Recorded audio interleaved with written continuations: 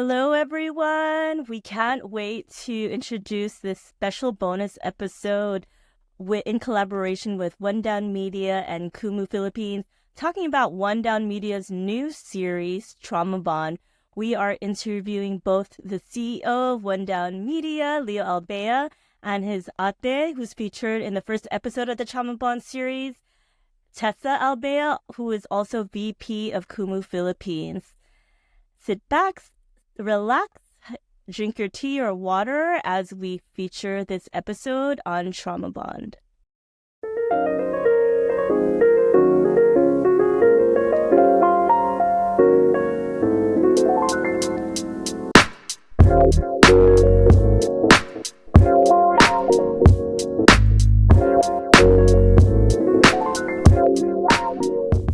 Maayong adlaw. Welcome to our bonus episode for the Pilipinx and Wellness podcast. I am your host, Cheryl Sampson Ramirez, and my pronouns are she, her, sha.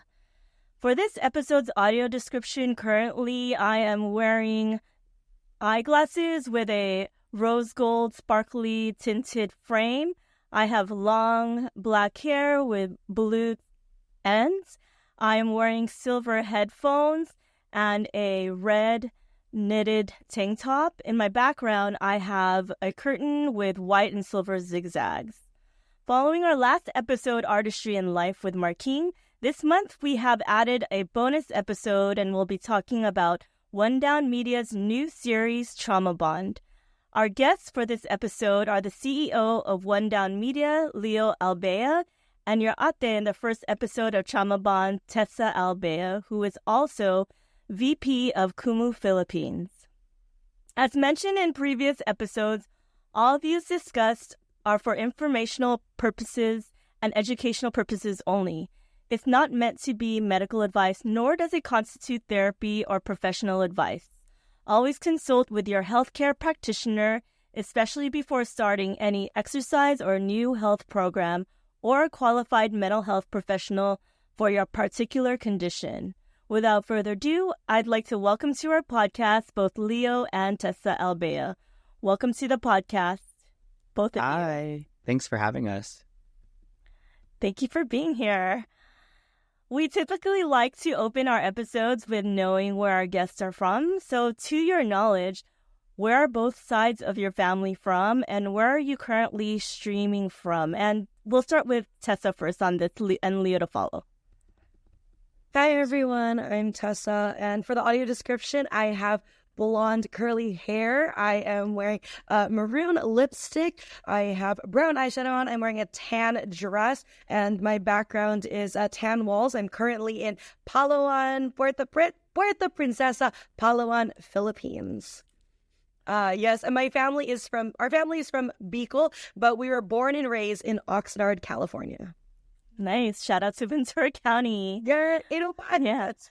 And both of your parents are from Bicol? Yes, my mom is from Legazpi, and my dad is from Palangi Albay, so both from Bicol. Yeah? What about you, Leo? Where are you streaming from today? Hi there, I'm Leo.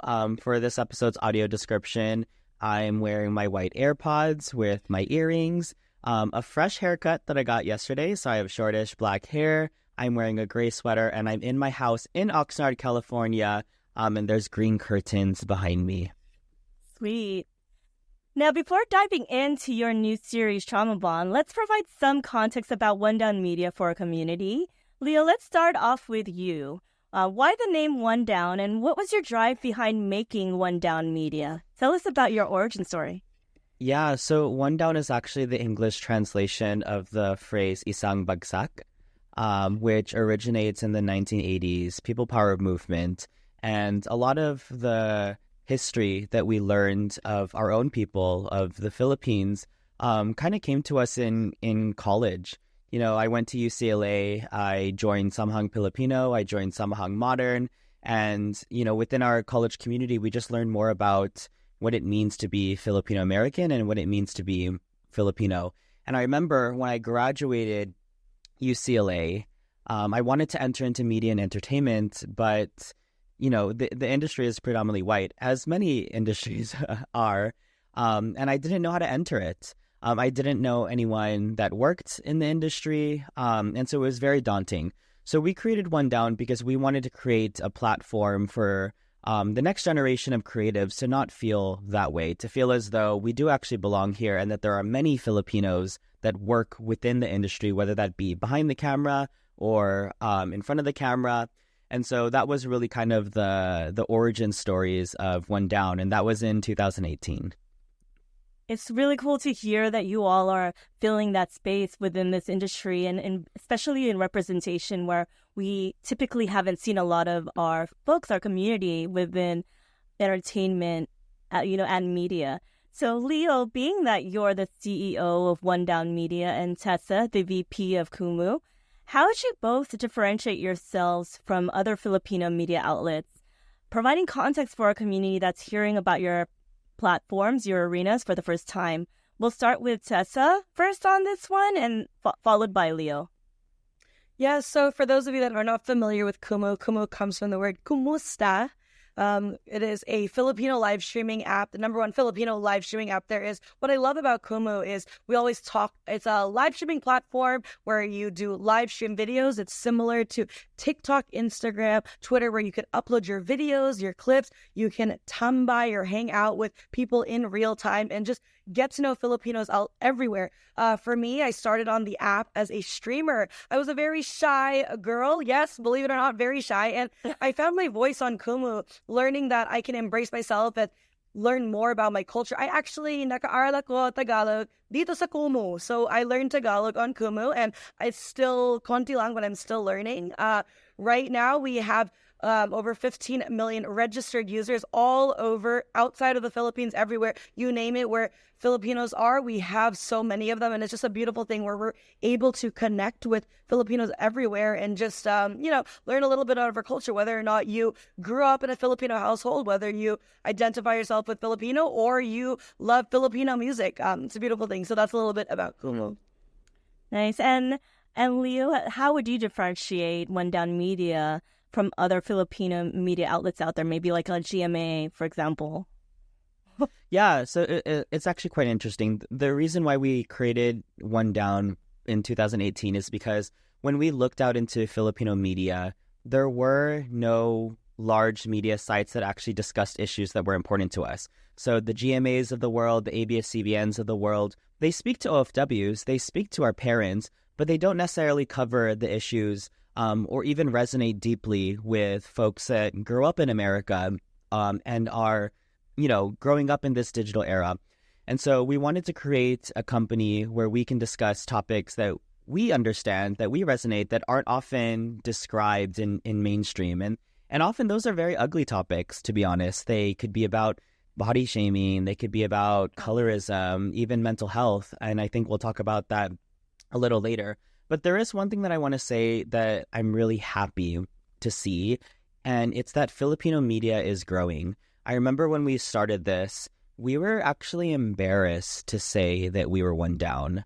I remember for the first 6 months, we never showed, I never publicly showed, oh, this is a media company that I'm creating with my friends. It was kind of like we were posting videos about Filipinos that we were proud of, that were in entertainment, but we never revealed who was actually editing these videos or making these videos. Of course, it was just me at 2 a.m. trying to get this out. But the reason why is it wasn't cool. It wasn't cool to have this Filipino media company. No one was really doing it. And I really appreciate having gone through that, because I remember seeing this quote once that if you're not embarrassed about your product, you're too late. As in, this was something that wasn't yet cool, wasn't interesting, people hadn't caught on. And I think it's so awesome that today, in 2024, there's so many Filipino media pages and sites and content creators that we're not the only ones. And for sure in 2018, I'm not saying we were the only ones, but the types of content and discussions that we wanted to have and started having on our platform was not as common. Even in the case of mental health is still stigmatized within the global Filipino community. But I remember some of our early content was mental health, and so many people were just reacting and reading and interacting with it because there weren't many people who were discussing it in that way. Yeah, I couldn't agree with you more. And it seemed like must have all been connected on this universal timeline, Leo, because I know our podcast is right in the 4th year of our rollout.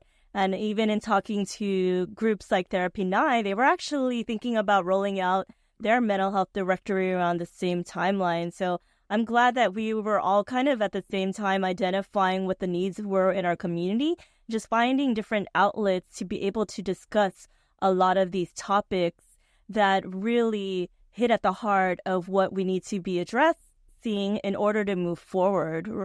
So for both One Down Media and Kumu, what do you both want your audience or your companies to take away in general when watching the content that you put out? And we'll start with Leo first. Again, this is Cheryl speaking, and then Tessa to follow. Yeah, I think I'll say this like one disclaimer. I actually used to work at Kumu. So I was their VP of marketing. And I only recently had left around a couple of months ago to fully go full-time with One Down and really build our vision. And I want to mention that like Kumu gave me a lot of confidence because in 2020, the founders actually reached out to One Down. And this was before we had any like large viral videos. This is before, we were anyone, to be honest. And they really believed in our ability to tell stories.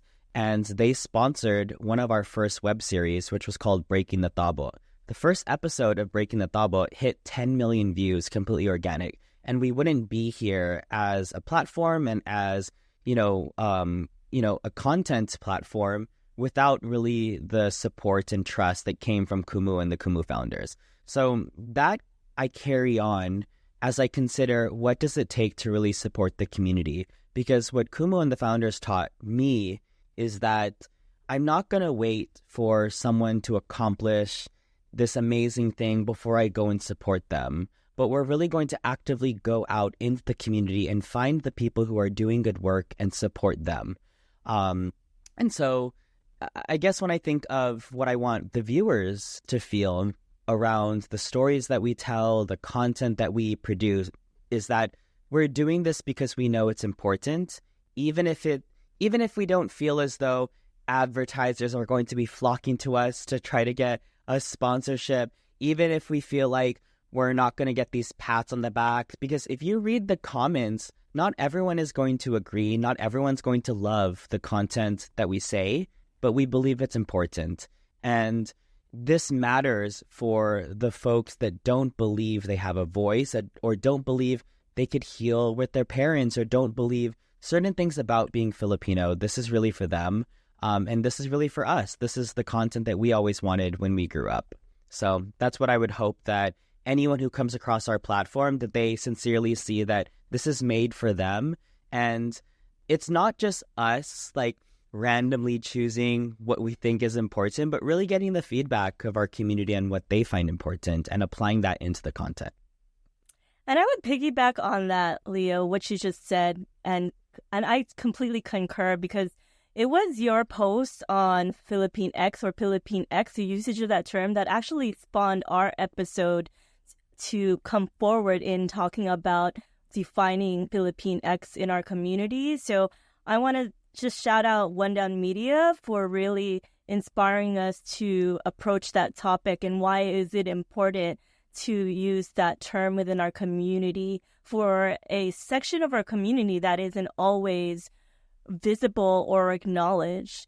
And I also saw that you're also putting out BakLA as well.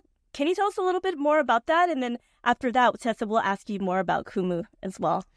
Yeah, so actually, One Down had created a couple of verticals, and one of those verticals is our LGBTQ plus brand, BakLA. The reason why this was important is because I actually grew up as a closeted gay Filipino.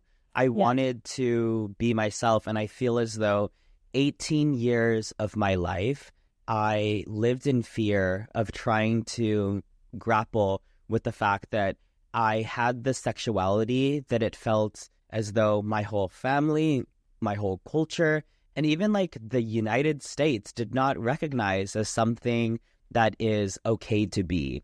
And so what we always look for in terms of the brands that we want to champion and grow is who doesn't have a voice, and why is that so important for us to create content. And so that's where So BakLA came from. It also is a way to reclaim the insults that BakLA has been within our community. And that used to hurt, like just to be called BakLA and used as like this weaponized term against us, even though that was just who we were. So that's just an example. And you know, we hope that it resonates with more people and that it encourages them that like whatever you are and however you are is literally perfect. And we just want to see more of those stories so that people can see that however they are is really great. Is there another vertical space? You mentioned multiple vertical spaces that you wanted to talk about it in this episode and highlight that other folks should be like aware of? Yeah, I mean, we have multiple initiatives. The reason why is we're building this media ecosystem where Filipinos in general can thrive. So when I spoke at the top of the episode in terms of Filipinos not being so represented in media and entertainment, but also in many different areas, and some can also say like mental health as well. So when we think of the different parts that need to be built and how we work with the community to do that, another one of our verticals is called 2UP. So like we have one down, 2UP is our nonprofit program to actually train creatives to enter into media and entertainment. We're coming out with our creator network, and this is to support 100 Filipino American content creators in 10 different categories. So even like the creator network splitting into different categories varies. We have our food vertical, we have our travel vertical. But when we think of travel and tourism, it's not just the beautiful beaches. It's funny because Tessa's in Palawan right now. Yes. All right. But really understanding the people and the culture of the Philippines. I was blessed to go visit Davao and meet the Lumad farmers and speak with them. But really just looking at what are the untapped stories of the Philippines and the Filipino people and what's the potential there for us all to kind of contribute into that ecosystem and give back to our people. Got it. Now, Tessa, with Kumu, what does Kumu want their audiences to take away in general when watching the content on Kumu's platform? Yeah, so for anyone that is watching our content on Kumu, I mean, we have so much different content. I mean, there's something for you. I think the biggest takeaway that I would say is for a lot of us, for me especially, when I started on Kumu, I was intimidated by my Filipino culture. I went to nursing school. I never went to PCN or got to divulge into that. And so going onto a Filipino live streaming platform that was what I felt was primarily speaking Tagalog and all Filipinos was really intimidating. And no, don't overthink it. Just go. I mean, you get a little something out of it. You would be shocked at how many people do speak English, at how many people make a living just being themselves, singing Filipino karaoke songs, talking about how much they love K-pop or BTS, or, you know, especially having tough conversations, or, you know, just fangirling or anything what it was. I mean, whatever the content that you enjoy, whether it's Filipino or not, you would be surprised that on Kumu, there's a safe place for you to be able to express yourself. I would not be where I am if it wasn't for Kumu. I really discovered my voice. I built my confidence in the way that I looked and the way that I expressed myself, and I built it in a safe place. I mean, Kumu, all of our founders are Filipino Americans, so not all of them speak Tagalog, but you know, going into the Philippines and being able to build something that so many people, especially during the pandemic, till this day, saved their lives, and reading the comments and hearing all the stories, it's really amazing. So I urge you, if you have downloaded Kumu, or you haven't, or you've heard of it, or maybe you had it before, re-download it. There is a lot more to offer, and whatever content you're into, whether you like singing, whether you like tambaying, whether you like to be on camera, off camera, I urge you to follow us on socials and check it out. And also reach out to me. Let me know what content you're on. I would love to share it also. Yeah, this is so powerful that both of you are representing your unique and your separate media companies here on this platform. And we can't thank you both enough for being on here to talk more about what you're offering. I'm also curious, being Filipino American and being a part of Kumu. Tessa, you're currently a part of Kumu, and Leo, you were formerly a part of Kumu. What have been the dialogues around some of the topics that might be uniquely Filipino American and vice versa? Like, how do those kind of intersect? And because sometimes in the past, some people like make a distinction. Oh, you're American, and so you don't understand what's happening in the Philippines, or vice versa. Oh, you using like other terms to criticize people that have come from the Philippines. I'm just curious how those experiences have, what you both have experienced being Filipino American in the Philippines, and what those conversations are like around the topics and the content that you present. Yeah, I can start with that. I feel like the beauty of an app like Kumu is it breaks down the separation that exists because of location. And, growing up as a Filipino American, I feel like I misunderstood so much about what it means to be Filipino in general. And one, Kumu helped me connect with folks that were around the world, and especially in the Philippines. But what was more meaningful was actually going to the Philippines, living there, visiting home. And I feel like there's a different lens that occurs when you have Kumu and you can speak and get to know friends. And when you finally get to visit, it's a whole different experience. And I don't think the whole Filipino American versus Filipino from the mainland or the motherland can be remedied in just one video, one conversation, one podcast. There's a lot of differences. We've seen it especially on TikTok, to be honest. There's often a lot of like viral discussions in which like Filipino Americans and Filipinos kind of discuss those differences, or not even discuss, but kind of like fight over it. And the main thing is, let me say it from the Filipino American side. We want to be closer to our culture.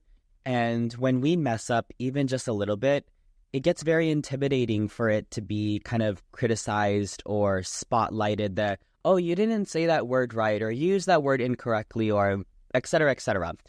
And on the other side of folks who are from the Philippines, they also get intimidated too in, having to speak English or not being able to relate to certain things. And I feel like on both sides, we just don't talk about it, or we make assumptions of the other folks. But, Tessa's like best friends are all from the Philippines. And like, I always wish that I'm just in the Philippines than having to be here in America. And it's been honestly such a great thing to be able to connect and know people better. And I think platforms like Kumu that connects, and then platforms and content like One Down that discusses these differences are so powerful for us to get closer to the ultimate goal of just being able to really be a community that takes care of each other. Right. Tessa, would you like to add anything to that, or? Yes, I think at least for me, going into these conversations, I always was intimidated, or I would overthink that I would say something that is wrong or anything. And being on Kumu and actually living in the Philippines, and like Leo mentioned, all my best friends, colleagues, everyone is Filipino. Just starting the conversation in your own way goes a long way. I have learned and unpacked. I am constantly unpacking and unlearning so many things that I thought growing up, where one of the things growing up with my parents, I never understood why they would send money back home. That wasn't something I understood. A balik bayan box, simple things like that, where I really am starting to understand why our parents do these things. And I think we'll get more into it with my relationship with my mother, but really realizing, okay, this is really what I'm missing in terms of my relationship with my parents, and understanding it. Maybe I won't understand it fully yet, but at least I'm trying to, and I'm learning, and I can say that I'm living that. So it's a very humbling experience. And being in the Philippines as a Filipino American, I know my privilege, and how can I better educate others? How can I make sure that I am, making the conscious effort, whether it's just one little step, one big step, whatever it is, that I make, I'm doing my parents proud. I'm doing my culture proud, and just doing the little things that I can. So that is the one thing, really, is not overthinking it for me, and just navigating these conversations in a way that we all just communicate, and Kumu really does it in a great way. I really started off with, actually, One Down would start these conversations with other college students, not only from America, but from the Philippines as well, where we just talked about topics like Catholicism and the LGBTQ plus community and body shaming and all these things, and just starting there where you actually see, oh, I didn't know that was your perspective, just having a safe place to be able to do so. And I know there's also other live streams on Kumu that's coming up. So we'll definitely, if you follow us on social media, you'll be able to see more of those conversations and how it's navigated on Kumu. Awesome. And I also wanted to say out there that because we have listeners globally, we have a global community, that I know we're limiting our conversation to perspectives in the Philippines and that in the U.S. And I know that we have a diaspora all over the world. So wanted to just shout out, also our Canadian neighbors, folks in Europe and Australia. We definitely want to get your perspectives on our platforms as well. So just wanted to just say we see you and we acknowledge you, and we can't wait to incorporate your experiences on our platforms also. Tessa, how did you get involved in Kumu? I know we heard a little bit about Leo's story earlier at the top of the episode. How did you get involved with Kumu yourself? Yes, so crazy story. I am a nurse in the U.S. I had Filipino parents that told me that I needed to go into the medical field or the military, and those were the two options. And as an ate, I really felt that burden that I need to make sure that I am successful so that my younger siblings are proud of me and they follow in the lead or anything. And it was a lot coming from my parents. I come from, my mom is in the medical field. My dad was in the Navy. My kuya is in the Navy. So I was a nurse, and during pandemic, I was burnt out. My father passed away from cancer, and I don't know, I needed a safe space to be myself. And at the time, Leo was hired by Kumu. And she told me, Ate, you see, you're funny, you talk, you're more on camera than, I was like, okay, not really, but I mean, I guess a bit. So I downloaded Kumu. I started talking, dancing, and it was so cool. I felt very myself to be able to express myself. I started with a K-quiz show.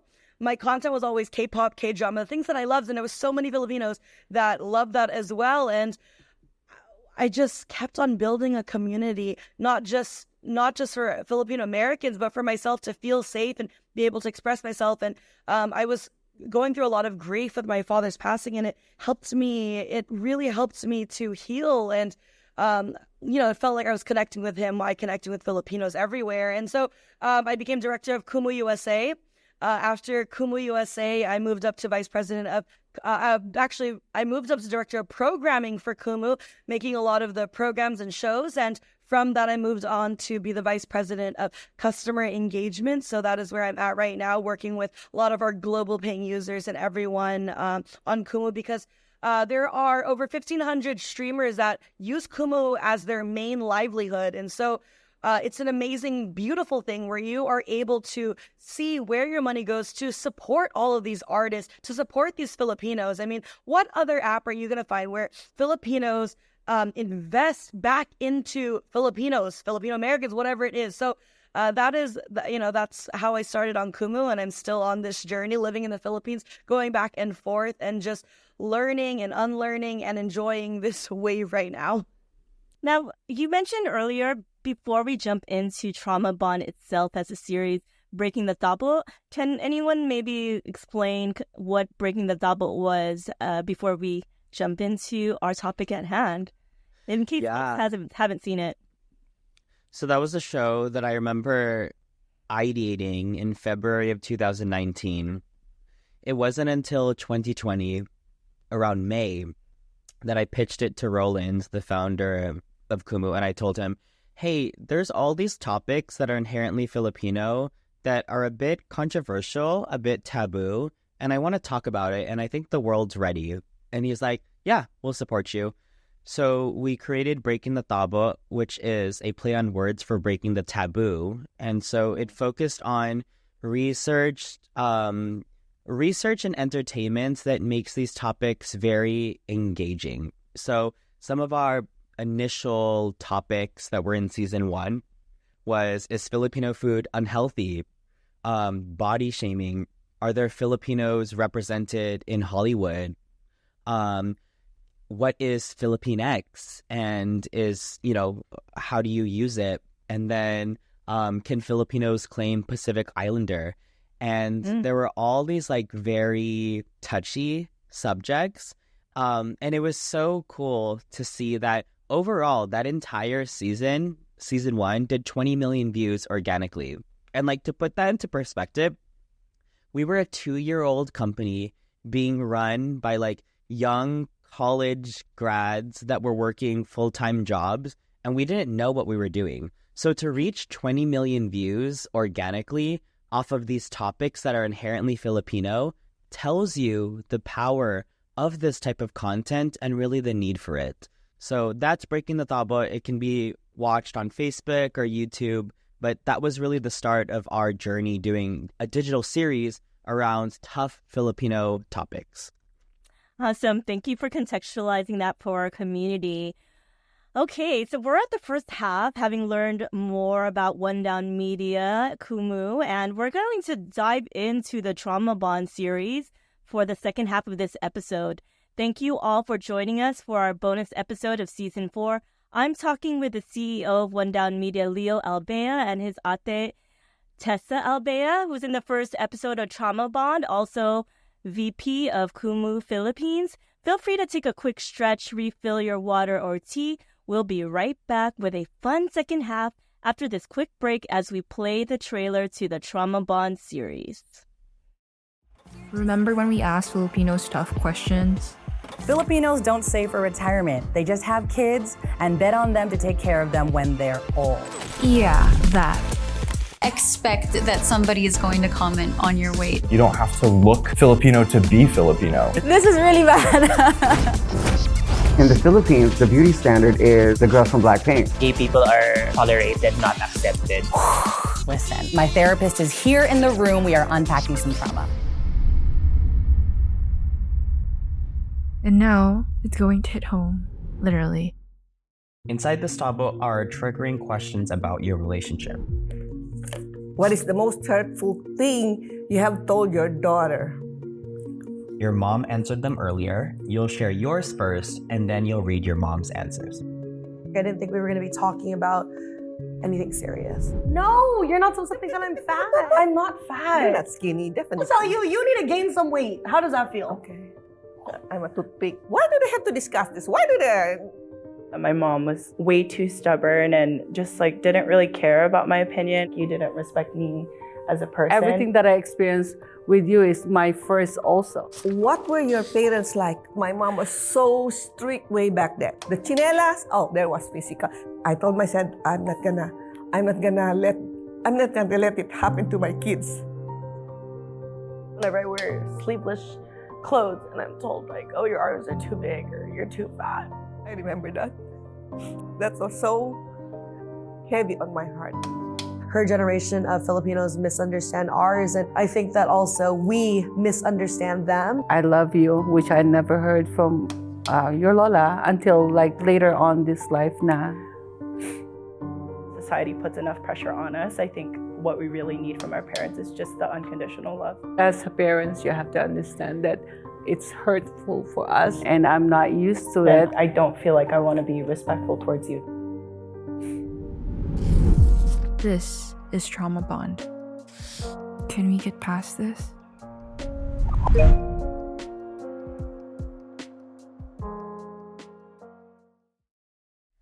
Welcome back to Pilipinx in Wellness. You were just listening to the trailer of One Down Media's new Trauma Bond series. Returning from our break, I'm talking with CEO of One Down Media, Leo Albea, and his ate, one of the voices you heard in the trailer, who was talking with her mom, Pinky Albea, about body image. Tessa Albea, also VP of Kumu Philippines. Now let's dive into the One Down Media series Trauma Bond. Leo, what inspired you to create the Trauma Bond series? I know that you were the producer. Can you discuss the themes and messages that you aim to convey through this particular series? Yeah, so Trauma Bond actually transformed out of a show called Tabo Takes, and Tabo Takes transformed out of Breaking the Tabo. So when we created Breaking the Tabo, we understood that there were multiple topics within the Filipino community that were taboo, and we wanted to talk about it. Slowly over time, we started working with Philippine and Filipino-American celebrities, and we would give them this like tabo and fill it with hot takes or like controversial takes to get their opinion.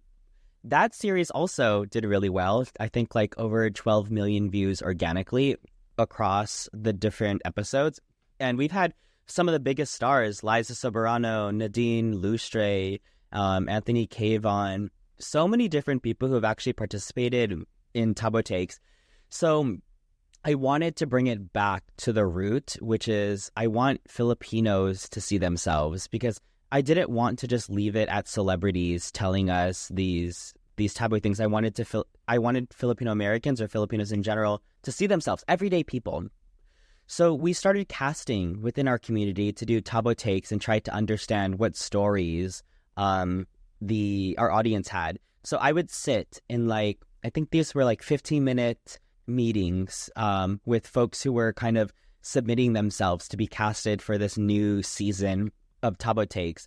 And as we sat down with our team, it was Sarah, our sister, who also works at One Down, Jo Marie, who helped us with casting, and then even one of our previous directors, Jules Cruz, he's part of the Philharmonic, and we were kind of just discussing how do we make a format that is interesting but drives conversation.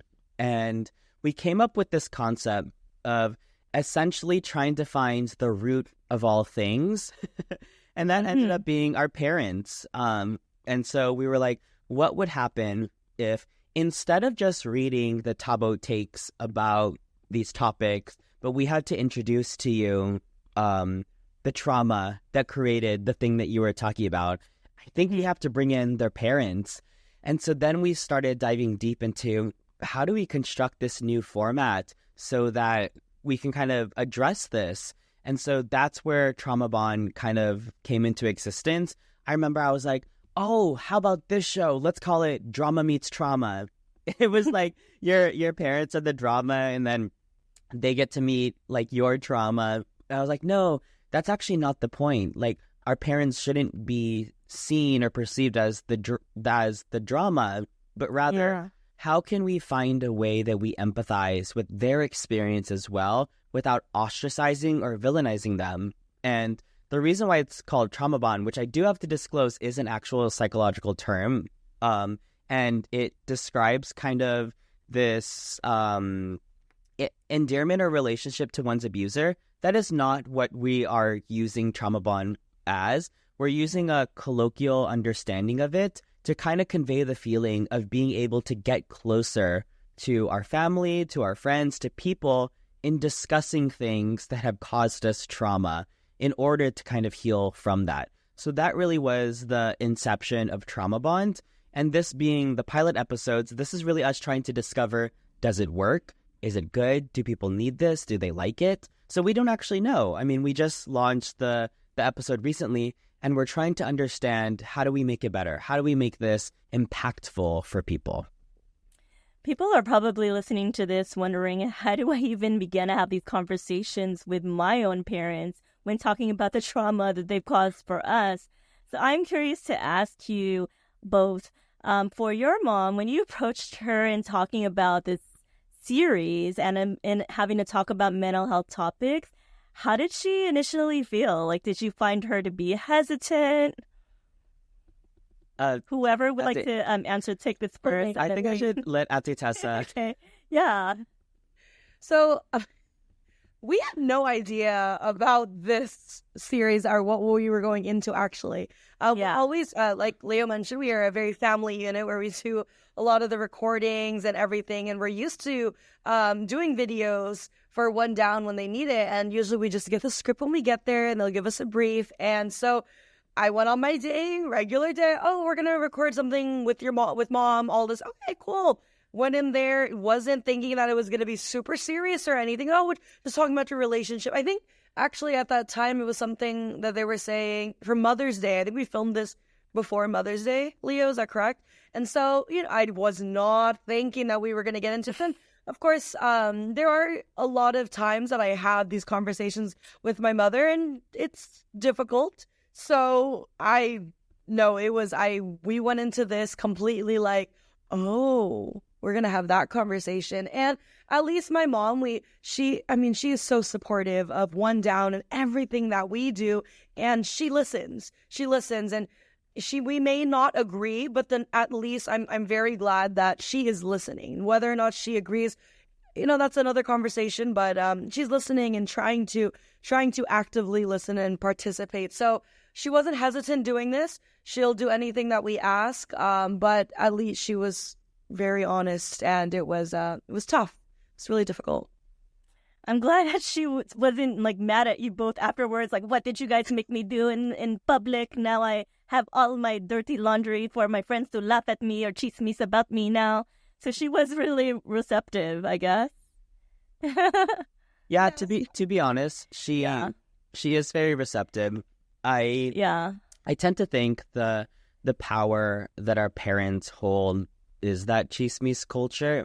Yeah, is totally that right. Ability to enlist them for the greater good of Filipinos around the world, in terms of if we can transform our parents to understand us just a little bit more, but also us allow ourselves to understand our parents even more, a really beautiful thing can happen where they're sharing these videos on Facebook because they see that there are different ways to kind of think and interact. And I think our mom is like a really wonderful and beautiful example of that.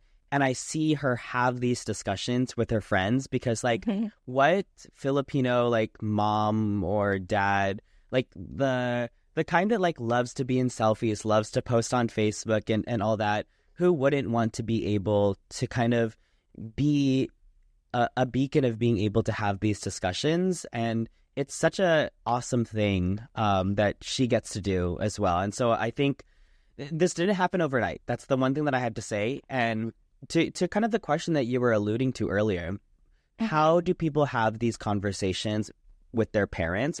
Yeah. If you asked me this in 2018 when we were beginning One Down, I would not know how to tell you how to do that. My answer nowadays, and I've seen this from so many like community folks who actually watch One Down, and they would give us like this kind of like note and say, hey, thank you so much for creating this content. I was able to like show this to my mom or dad. I was able to ask them about this, or it gave me the language to understand how I navigate this. And these are multi-year journeys. Like it could be many years before you're even open or willing to kind of go into therapy. But the seeds that get planted in these things is it at least allows us to second guess what our norm is, what we believe, what we were taught growing up. And that's what I think is the actual power within these videos. They're not meant to completely transform you all at once. They're not meant to provide you this healing that you have to find on your own, in your own time and in your own journey. But at least it gets you to question. It at least gets you to think and reflect. And if that's the one thing that you take away from this, that's an amazing thing. So that's how I kind of approach that type of that situation. And the question that for our community, to have some context, the question that Leo was referring to before as we were preparing for this episode actually came from our Instagram stories, from specifically Lynette Calderon, who OG Miss Lynette on Instagram, coming from Sacramento, California. So she asked us, how do you approach a parent to go to counseling with their kids if they refuse to do so? And so I also kind of wanted to address Lynette's question in this episode and also add to what Leo mentioned, that sometimes as an LCSW, sometimes we start with psychoeducation. Sometimes that comes with educating what therapy involves, right? And one great way to do it is through popular media. If there's so much of a taboo that is associated with mental health in our community, especially with some of our parents' generation, they equate it with being crazy. But it's really starting with education from multiple standpoints, whether it's having those conversations, having series like Trauma Bond, or having different media outlets to expose the topics before engaging in like, is this something that you would want to do together? Would you want to pursue therapy? And if at the end of the day, your parents say, no, I don't want to go to therapy, we still have to honor their choice, right? We still have to honor the client's choice to want to pursue that or to work on the challenges that they're dealing with, their own trauma. Everyone comes to it at a different point in their lives. And so thank you, Lynette, for that question. I hope that that even directories like Therapy Now can show you other modalities and how we deal with the trauma in our communities. Talk therapy is just one modality. There are other ways of healing that we hope that you can explore.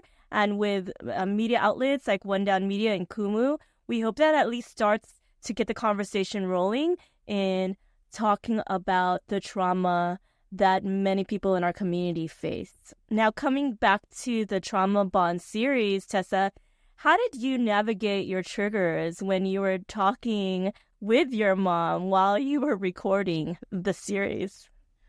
Ooh, my gosh. I mean, one thing is when navigating those triggers and everything is who are my support system. My siblings are I don't want to cry. A huge part of my support system, and my best friend was there too. And so I look at them, and I also look at my mom and know, like, yes, I'm hurting and these are really tough conversations, but I'd rather just put it all out there right now because it's now or never. I mean, it took 30 years to get to this conversation. I don't want to wait another 10, 20, 30 years to get there. So I'm still navigating the triggers. I'm still going through the process. It's the past 48 hours have been really difficult, actually, with all the response on social media and everything. And if you were to ask me, oh, how are you feeling? Everything, yeah, I'm strong. I'm great. I love my body, all that. And if you ask me on a deeper level, it hurts. It sucks. I am struggling. And so, yeah, I mean, it's that's a little thing. So for me right now, and when we were filming, it's really looking at my support system and what gets me going, and how I keep going. And that's what, going through that, I just kept looking at my brother, my sister, my best friend, and I thought of my dad and all of our good moments, and thought of my mom and the happy moments, and that's how I took it going into that. And I just want to say it takes a lot of courage to show your vulnerability on camera and in front of like a global audience. Man, I don't know how you did it. You and your mom did it, but props to you for just even like taking that step forward and being able to show your vulnerability. It's a process for sure. Now, since this was a family project, what did you all learn about each other during the making of these episodes? And we could start with either Leo or Tessa. What did we learn? I think my favorite thing that I learned was actually hearing my mom's story. So Tessa wasn't in the room, but in the first scene of Trauma Bond, we actually give our mom Tabo takes that she has to answer. And I was very shocked when we asked her the question, what were your parents like? And she actually started to break and started to cry. And then I started crying behind the camera. I'm trying to hide myself so that she doesn't see, because I don't want her to see me crying. But I'm also a crybaby, to be honest. I probably cried the whole day. But she was able to tell her story of her parents, and I hadn't heard that side. And I think that's the grace that a lot of us as Filipino Americans haven't yet given to our parents.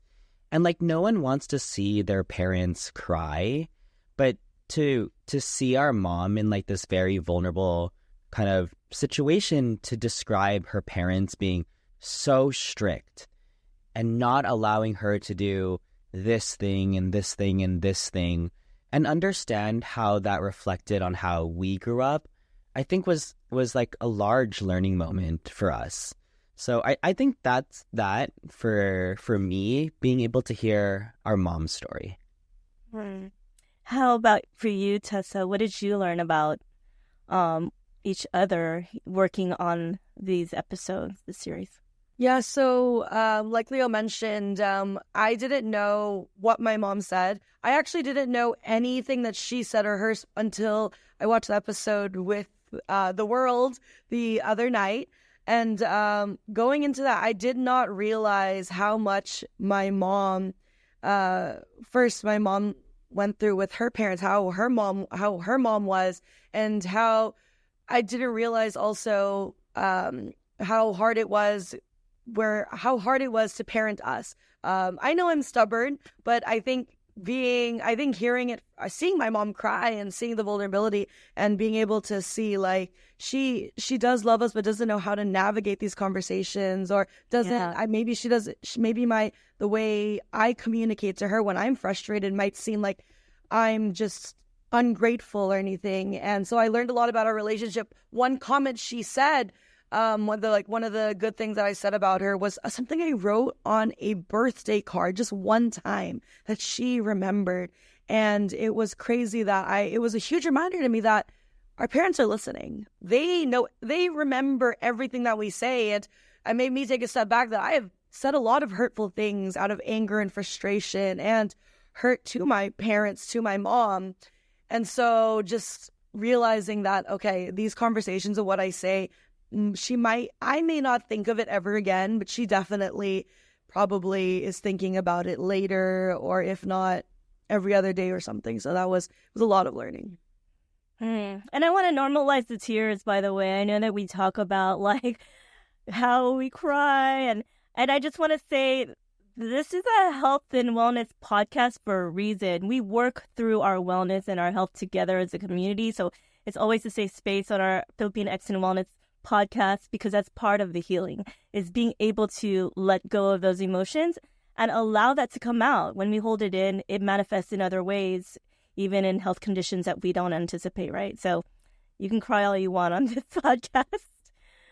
Now, do you both think that engaging in these deeper conversations as a family made you and your mom understand each other more and brought you closer? I guess this is in particular for you, Tessa, and then for the both of you, what advice for families that have barriers talking to their parents or to each other when it comes to sensitive topics would you provide?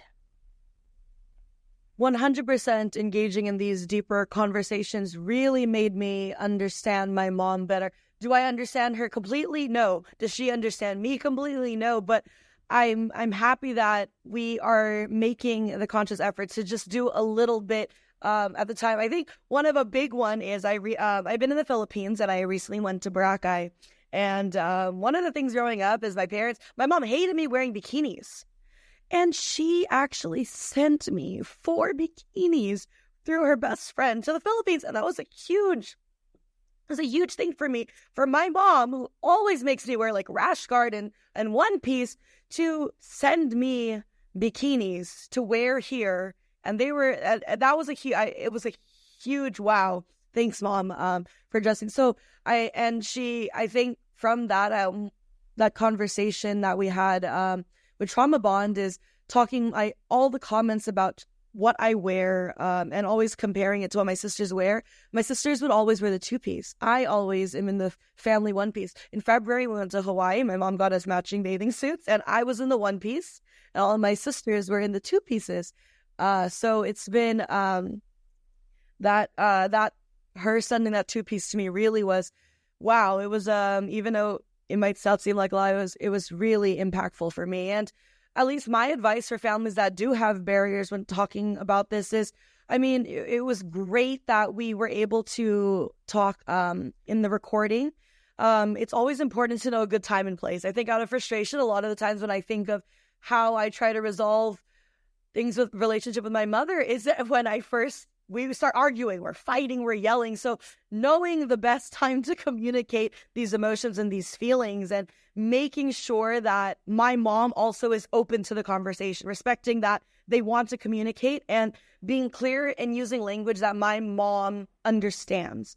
Not, talking about therapy and my anxiety and struggling with depression, imposter syndrome, and all this. I realized my mom had no clue what any of this meant. When I started going to therapy as well, it was my mom always just said, just pray, it'll go away, which I'm sure a lot of us hear that. And when Leo does a great way of being the kind of referee to help my mom learn these things and be the referee between us.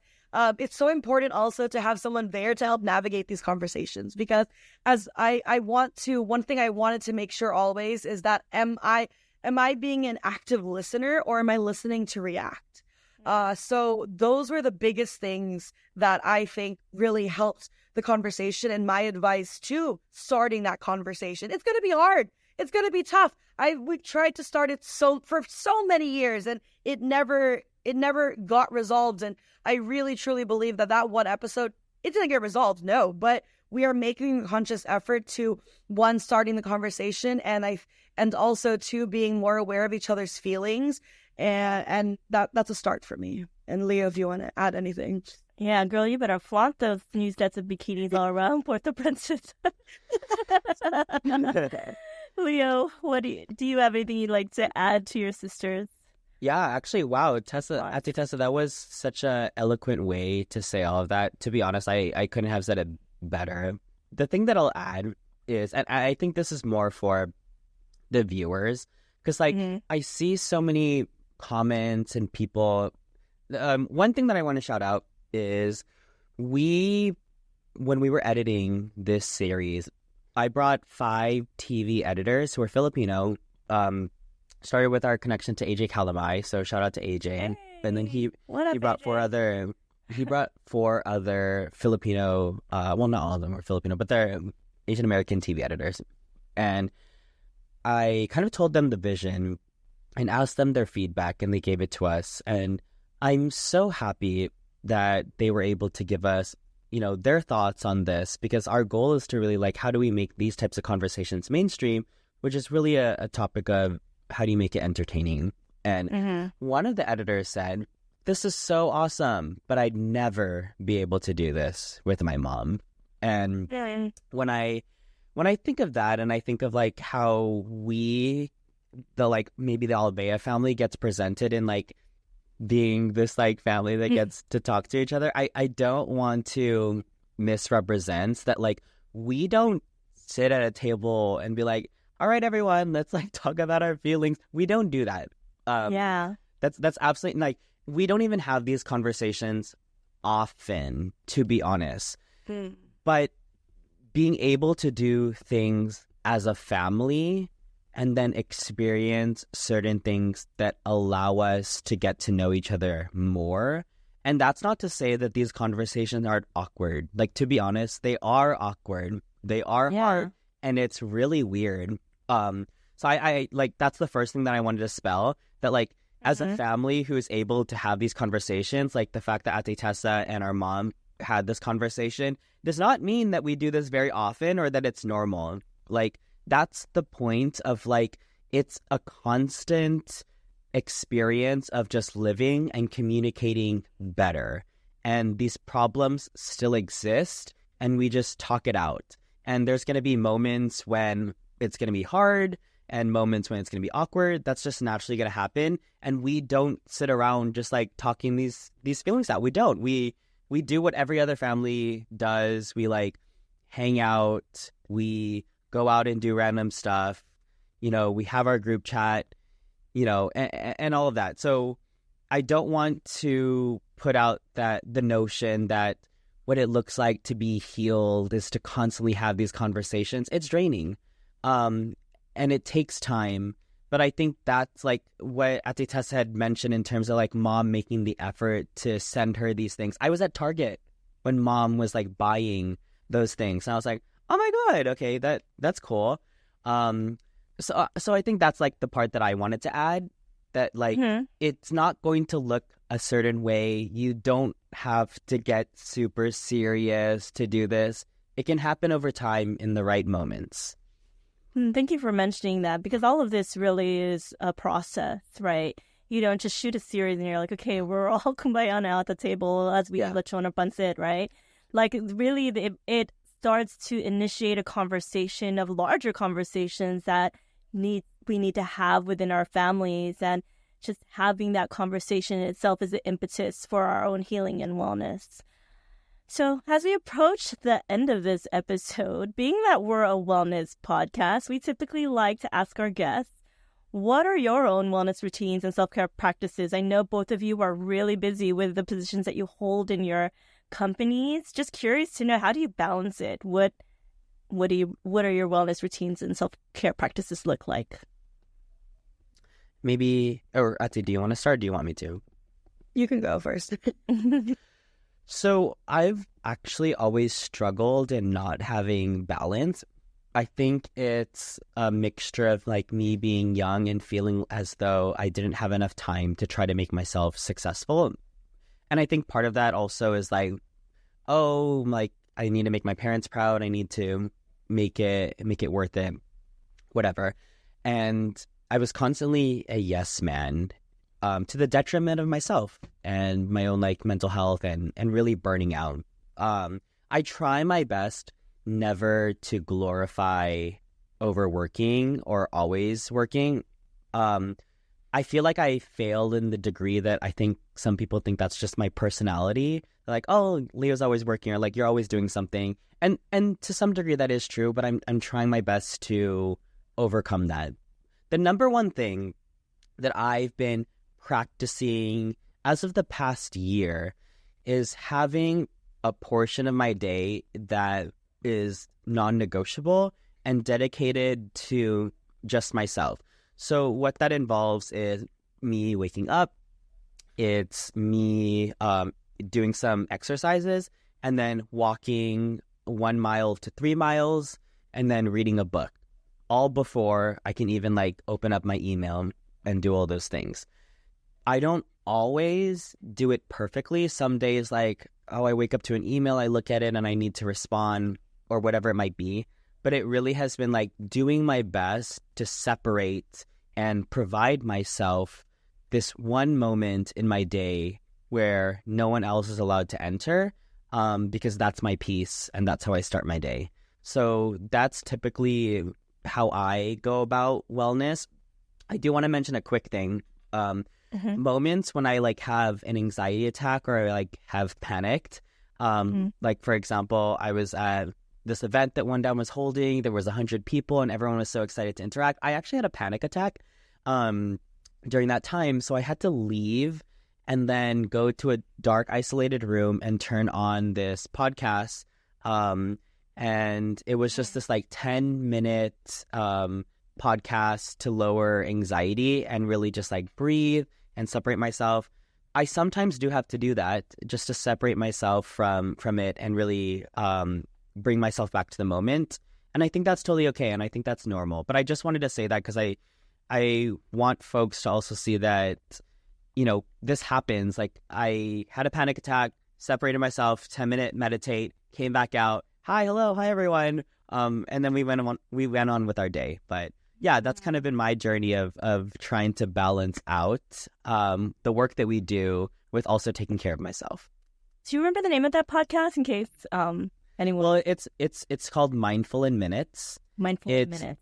Yeah, it's Mindful in Minutes. It's this podcast that I constantly, well, I wouldn't say constantly, but it's my go-to. And it's cool because they have like meditation for blah, blah, blah. So it's like meditation for sleep. So if I'm kind of like it's hard for me to sleep, I'll play that one. Mindful meditation for anxiety, meditation for starting your day. Like, it actually has that breakdown. So that actually is the podcast that I listen to, and it's broken down. It's like 5 minutes or 10 minutes or 20 minutes. So I just choose the one that I need given the situation, and then I do it.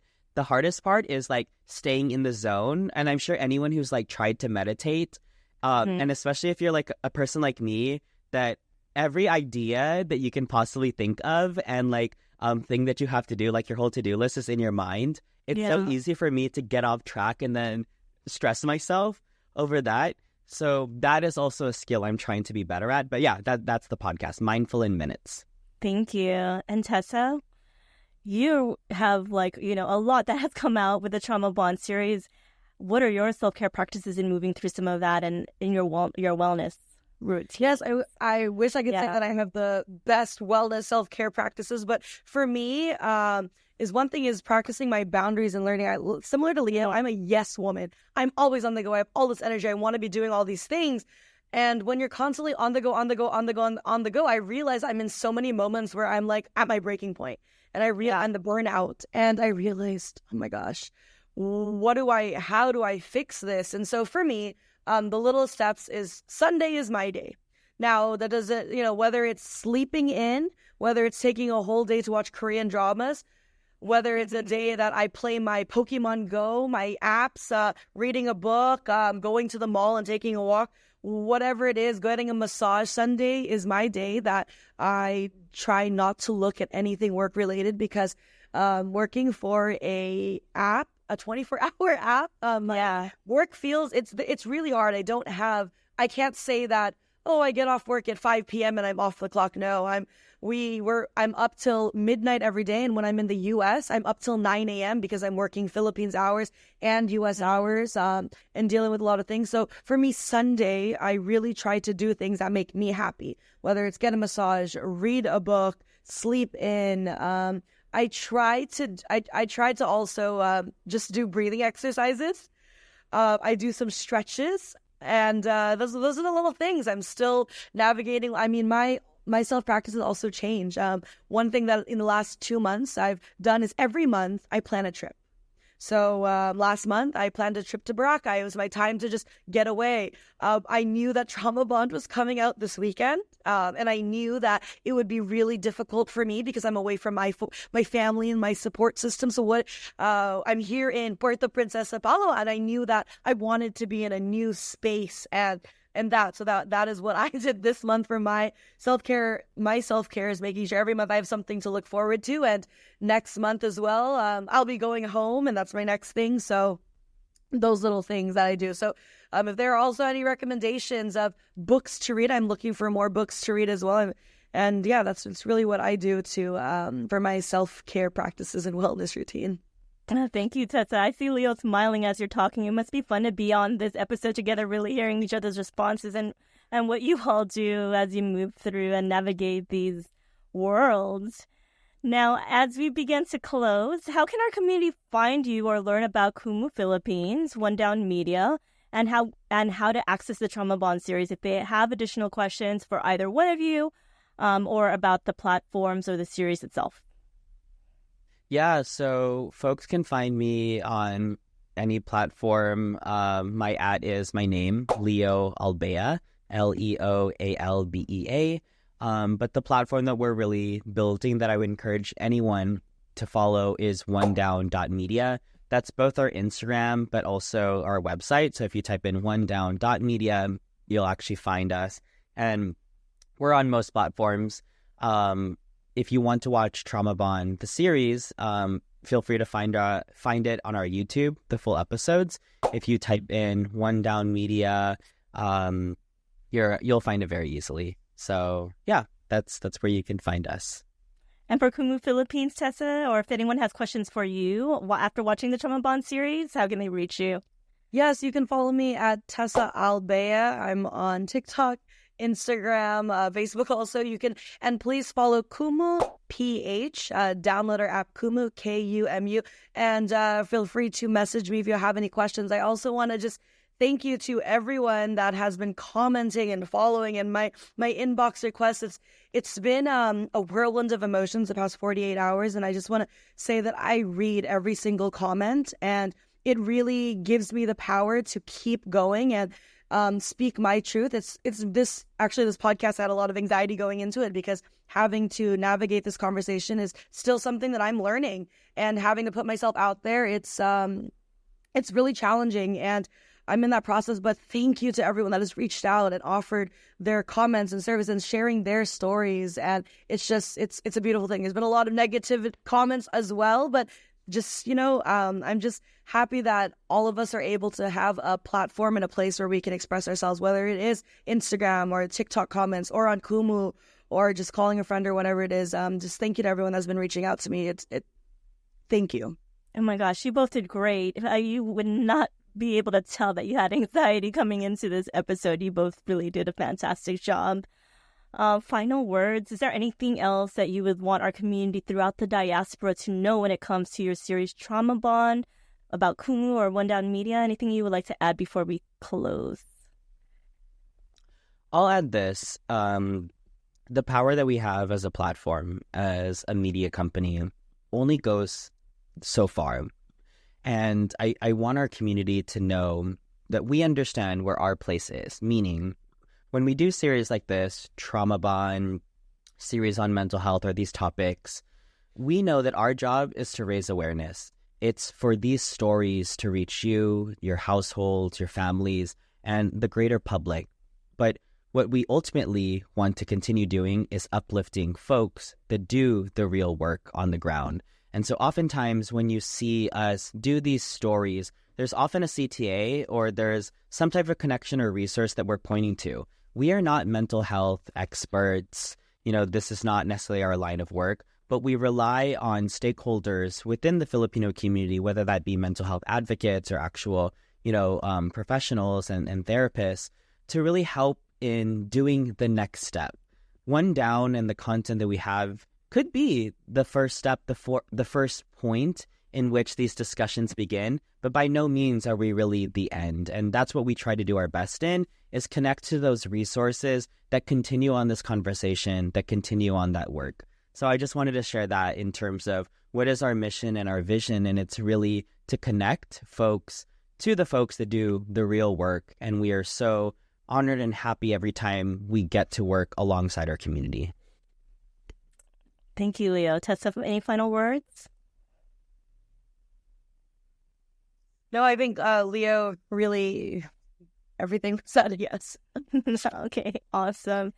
And I also wanted to just say a huge thank you to One Down Media for reaching out to us to partner on this episode. I know, Leo, you mentioned that you aren't like the end-all be-all, and just bringing up these conversations is part of the process. And so we want to openly say that we're working in partnership with you all as One Down Media, you all as Kumu, on this Trauma Bond series to provide more context around these challenging topics, and also partnering with folks like Pilipinx, a global directory where folks can have the resources to work through a lot of what they're battling out there. So thank you again, both Tessa and Leo Albea, for talking with us about Kumu Philippines, One Down Media, and your new series, Trauma Bond. We look forward to witnessing your journeys unfold and can't wait to see what more you have in store for us within this arena of healing and wellness, so you both continue to develop and evolve in your respective arenas. We'll continue to help share your upcoming projects, as we say, connected in partnership. And to our community, another friendly reminder to look out for our next episode. We'll be talking with Wilhelmina de Castro about psychedelic assisted therapy. So stay tuned, as this episode will air on Wellness Wednesday, August 14. As we close, again, we'd like to acknowledge once again our guest speakers, One Down Media CEO Leo Albea, and your ate, VP of Kumu, Tessa Albea, your One Down Media Public Relations Coordinator, Ariana, I always want to say Ariana Grande, but Ariana Calvan, for helping with the behind-the-scenes operations as we prepared for this episode. Your shout out to your mom too, Pinky Albea, who jumped into the Trauma Bond series with you all unknowingly and realizing the benefits that can come from it. Our graphic designer and beat maker for our opening and closing track, Richie. Our advisors, Alison De La Cruz, Rian De Los Reyes, and Salfo Tio Logo. Our community partners, SoCal Filipinos, is Filipino American Life, Rising Filipinas, and Pilipinx, and all of our community members for your shares and support. As always, we'll share more about our guest offerings on our Instagram stories and highlights for permanent access with any of their upcoming events. Be sure to follow us at Pilipinx in Wellness on Instagram, Threads, Facebook, Apple Podcasts, and Spotify. and on X at Pilipinx, the letter N, well, followed by the letters N and S. Don't forget to continue to hit like and subscribe on all of our platforms, on our Pilipinx and Wellness YouTube channel, Kumu, and also on One Down Media. Thank you always for believing in us. Be well, everyone. Continue to take care of yourselves and each other. Thank you so much. Thank you. Salamat. Salamat. Salamat po.